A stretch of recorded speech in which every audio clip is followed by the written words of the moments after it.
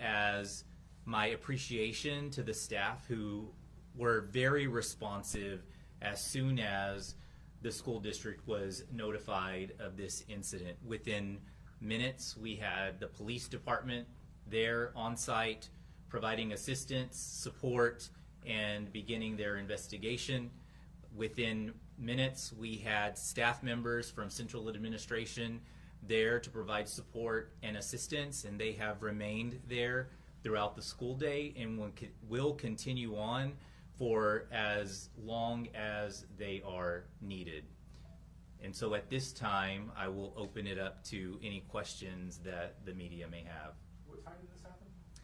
The occurrence, it was reported at 7:25 a.m. And what grade was the student in at the event? At this time, we're not going to disclose the grade level of the student who was involved, but it was an elementary student. And was this kind of like a front of the bus, back of the bus? It was towards the front of the bus. Was that really fortunate considering the bus driver was right there? I think there were several things that make it fortunate. One, that it occurred as the bus was entering the campus, close proximity to the bus driver, where he was able to be responsive as well. And of course, students who immediately began to call for help as well. Dr. Gutierrez, was the bus equipped with a video camera? The bus is equipped with video cameras. And that surveillance footage is being investigated? Currently, it is being reviewed and investigated by both the school district and the Seguin Police Department. Dr. Gutierrez, because I just arrived, but what was the message to the parents? Have they been notified, and what sort of peace of mind has been? Yes, so the statement that I read was the message that was shared with our parents. First, we started with sending a school messenger email to our parents, and then we shared it on social media. In addition to that, we had staff on hand at the school to personally call every student's parent. Those 37 students who were on the bus, there was a phone call that was made directly to their parent. Do we know how the student obtained the weapon, and if the weapon belonged to family, parents? At this time, it's under investigation. Chief Brady, is there anything you can reveal about your investigation at this time? So I can say that we were notified at 07:31. Our officers responded to a call of a firearms discharge in a school bus at Jefferson. Responded, and the school district had done a good job of already having the bus driver, the alleged student, as well as the weapon available for us to begin our investigation. We were able to locate where the discharge occurred. We have recovered a projectile, and we have interviewed the child's mother as well as some other family members. So that investigation is obviously in its very beginning stages, and we're beginning that process. We notified the county attorney's office very early on in this investigation and are working closely with them. Who did a firearm belong to? We're not going to disclose that at this juncture. Is it possible that someone's going to be facing any charges? It's possible. Yeah, we're exploring those options, so it'll be based basically on the facts of the case that as we uncover them, and of course the elements of the various statutes that may be applicable. What are the rated penalties for the student that brought the firearm? It would be unlikely to have charges for the students due to age limitations. So to be clear, the parent could be charged, and what kind of penalties could the parent face for this? So we're, and again, this is very early, and more facts could change this, but we're looking at anything from making a firearm accessible to a child to child endangerment. So your range could be anywhere from a Class C to a state jail felony, and perhaps something else if there are other statutes that are applicable. A lot of it, again, is going to be based on the facts that we discover and if they meet elements of various statutes that are in existence. Can you tell us where the firearm was fired? Like, did it go through the floor of the bus, the side of the bus? I'll say that it went to the back of a seat. And the statement says it was accidentally discharged. Was it being held by the student when it was fired, or had it fallen? We're not going to release all of that at this juncture. Was anybody else in the seat that the projectile went into the back of? Yes. So the seat itself and the school bus is designed in such a fashion that there was a steel. There's a steel barrier or plate under the upholstery of the seat, and fortunately that was preventing that particular projectile from penetrating. So Maybe it saved the kid's life. possibly, again, we'll where folks were sitting and the exact location of that's all going to be determined as we go on with our investigation. Chief, how many were fired? One round. One round? One round. One bullet? One bullet. Can you tell us what kind of gun it was? It was a .25 caliber semi-automatic handgun. Okay, and for you, Mr. Gutierrez, we spoke to a parent after this today, and they said that they would really like to maybe see some sort of new policy with clear backpacks as a result of this. Is that something you guys have thought about? You know, I think it is something that we are going to reevaluate. So this is our second year in instituting clear backpacks at the secondary campuses, at our middle schools, our high school, and our specialized high school. We had eliminated the requirement at elementary when we had first made that decision. But I think it is something that we are going to strongly consider moving forward. As a result of this instance, I think it's just one other measure that we can take. But a message that I have for our parents, I mean, this is Texas.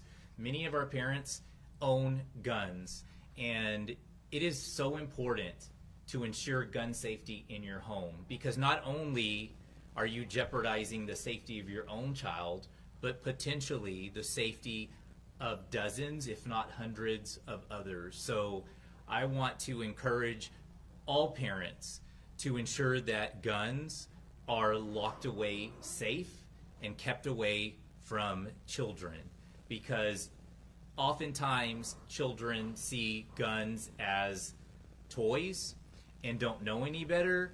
But unfortunately, we live in a world where tragic events happen on almost a daily basis. And there are times when students have access to weapons at home and could potentially want to cause harm. And so my request and plea to parents everywhere is to keep your guns, all forms of weapons, locked away and safe from children. I was at the school just right now, and I was speaking to some of the parents as well, and saw a lot of parents picking up their kids. They felt uneasy, with all of this happening. What are some of the measures that you guys are going to take, in the next few days, the next months, to make sure that they feel comfortable taking their kids to school? We want to ensure that safety continues to be a priority, and we want to encourage our parents to entrust the schools with their children, and whether it's on the bus, it's at school, it's at a school-wide event. We've been very fortunate in Seguin ISD that part of Bond 2022, our community voted for and supported our $132 million bond, of which $15 million was allocated to safety. And so we're making safety enhancements by the way of fencing around the perimeter of our buildings. We're looking at mass weapon detection systems. But what I want to ensure and stress to our parents is that our drivers, our staff members are going to continue to be vigilant. They're going to be talking to students. We're going to be talking to students about weapons. And if you hear or see anything, to please say something. And we're going to continue to stress that. We're going to encourage our parents to also have those conversations with their children. If they hear about a gun, if they see a gun, regardless of whether it's a water gun or any type of gun, to say something. In regards to safety enhancements, do you see any type of workshops or safety training for bus drivers? Absolutely. I think we all learn from events that occur, whether it's something that occurs, unfortunately, with the tragic event that happened in Uvalde. We learned from that, and we put together a safety task force that met over the course of the summer of 2022 to develop recommendations for the school district. I think now, as a result of this incident, we are going to put in place new measures on our buses and enhance the level of training that we provide. We already provide an extensive amount of training to our bus drivers, just as we do to our teachers. You will find in the summer or during the school year on professional learning days, we'll have transportation in one of these rooms learning about safety protocols. So we're going to continue to fine-tune the learning that is in place for our transportation drivers, and a lot of our buses have safety monitors to ensure that they are equipped with the skills and the knowledge to be able to respond and take proactive measures. Dr. Gutierrez, would you, as part of those enhancements, would you roll out the ability for a check before you go on the school bus, some kind of, you know, I know considering you said clear backpacks, but some kind of check who's bringing what in to be able to track that?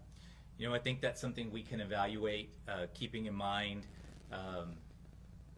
timing and the limited time that our bus drivers have to get our students from the bus stop to the school.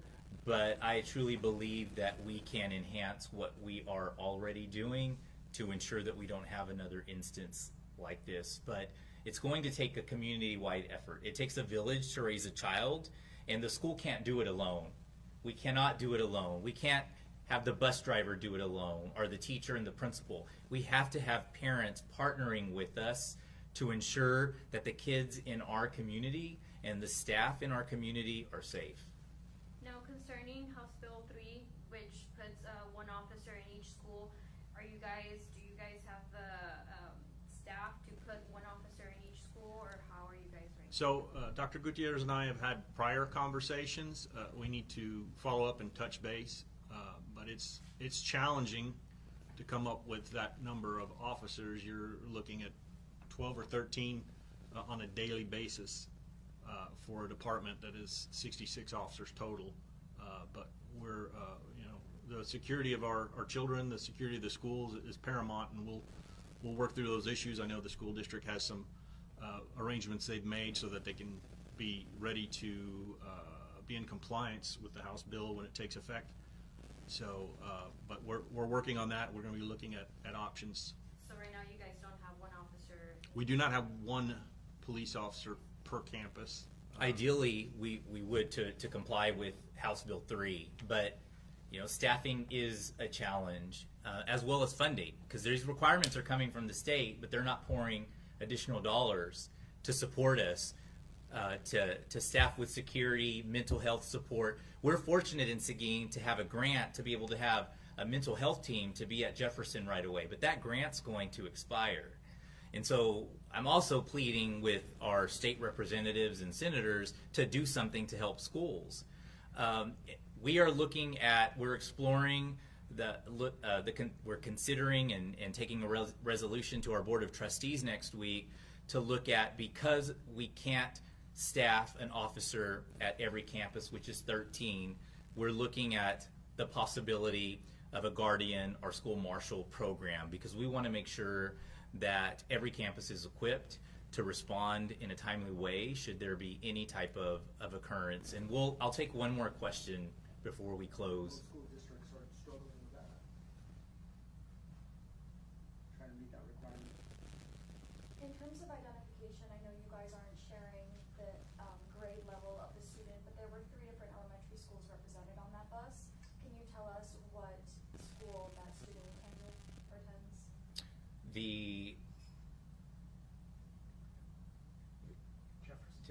The campus is Jefferson, and the grades that campus has are kindergarten through 5th grade.